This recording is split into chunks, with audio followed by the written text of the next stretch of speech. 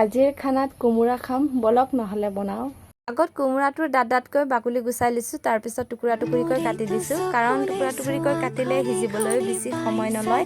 আৰু মোৰ বাছি হোৱাৰ পিছত মই ধুনীয়াকৈ ধুবলৈ লৈ গলো বাচন এটাত সৰহকৈ পানী লৈছো আৰু কোমোৰাখিনি পানীত দি ধুনীয়াকৈ ধুই দিলো আৰু কুকাৰ লৈছো কুকাৰত পানী দিছো কোমোৰা আৰু এফালে বিলাহী ধুই একেলগে মানে দি দিছো কুকাৰত আৰু দালি অকমানো দিম কাৰণ দালি দিলে তৰকাৰীখিনি ডাঠ হয়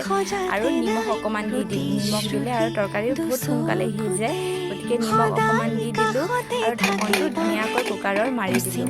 কুকাৰত জুই লগাই একদম হাই ফ্লেমত বইল হ'বলৈ দিলো কাৰণ